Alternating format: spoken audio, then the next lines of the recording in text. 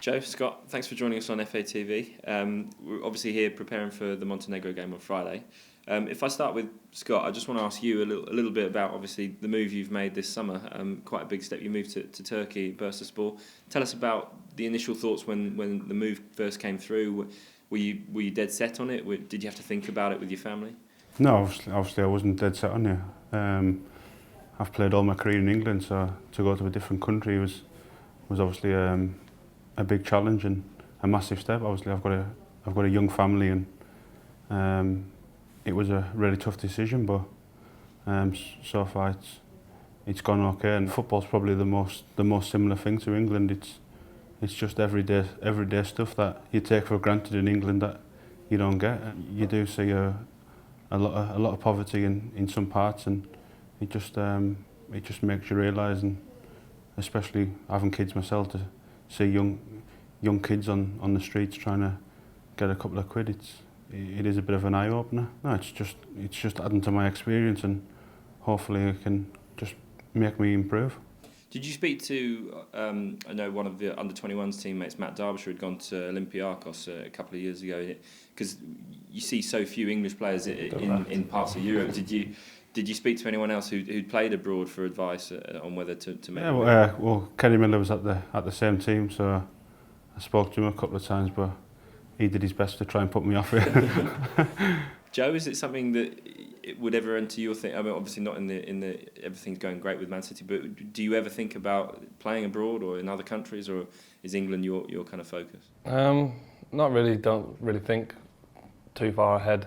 At the moment I see myself at Man City, and if required, to cross that bridge, then maybe I'd cross it. But at the moment, it doesn't really come into my thinking because I'm quite happy where I am. For you, I just wanted to pick up on the last two games, Bulgaria and Wales. Obviously 6 points and 2 clean sheets. You must have been pleased from a personal point of view and from the team. Yeah, Bulgaria one was especially tough playing away out there. It was a difficult start, difficult stadium and pitch, and I thought we played really well, like we have been away from home recently. And obviously the Wales game was a bit cagey, and we got the win, which was all that matters. But we didn't play great, but I don't think anyone's too bothered about that. Like you say, we got the 2 wins and the 2 clean sheets. And when you reach this stage of qualification, it's all about results, isn't it? Yeah, definitely. I think from day one, it doesn't really matter how you play. Obviously, it's nice to play well, especially we want to play well at Wembley and impress the fans because they turn out in great numbers. But the ultimate goal is to get in that championships, and we're doing the right things at the moment to do that. One of your new teammates at Man City, Stefan Savic, who plays for Montenegro, he said that there's been some kind of banter going on with the English players from Man City and asking where is Montenegro, but he's saying it's going to be a big test on Friday night. No, it's great. It's great because he's a good guy. Stefan, he's come in and done really well, and he scored on Saturday, and I don't think anyone would have seen here, but from inside the club, everyone felt really good for him, because a young lad who's he's had limited opportunities and he's doing really well. And there's been some banter about the game, but it's a big game for both of us, and I think we both appreciate that. And he's been saying stuff to us, and we've been saying stuff to him, but at the same time we respect each other. And I think we're just looking forward to the game and looking forward to what potentially could come out of it for both countries.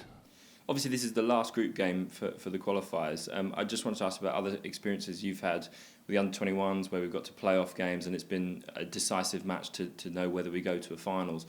What experience have you got and to rely on those games that you've played in the past?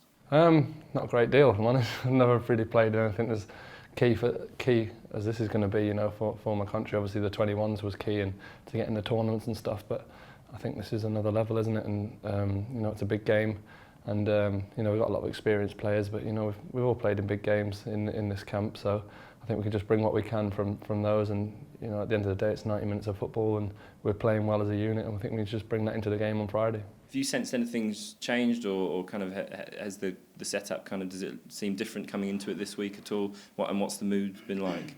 No, it's really good. I think from when I first got into the squad, when the manager got the job, it was a little bit more intense, and don't know if strict's the word, but it was a little bit more like that. But I think now everyone's a little bit more relaxed. Everyone knows what we've got to do, and I think it's shown from especially the games that I've watched from on the TV.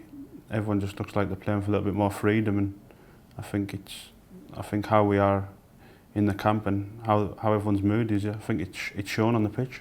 People often talk about the keepers' union and goalkeepers as kind of being quite tight together as a group when they're with squads, the 2 or 3 goalkeepers. Is that the case? Do goalkeepers kind of identify with each other and kind of stick together maybe around the squad? Yeah, you do definitely, but I don't think it's, you know, you're a keeper, I'm going to get on with you. We're lucky that I think that we get on as a group, and you know, there's good personalities, but you know, there's oddballs everywhere and stuff like that. I think not to mention any names. Yeah, and I think that's fair to say that, you know, and but like, as a general rule, you know, nearly every goalkeeper that I've worked with has been great, and good fun to work with, good professionally, and you know, has pushed each other to move forward. No pressure because you sat next to him, but you've obviously been around Joe with a few other squads and with the under-21s at tournaments. What's he like to be around? No, he's top man. Yeah, me and Hart get on really well.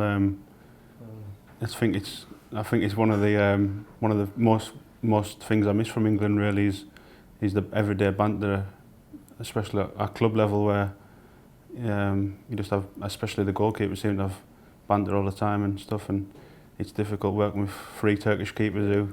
Are you learning the language so you can get involved in the banter? Not really. I know the odd words, but it's my banter doesn't seem to go down too well.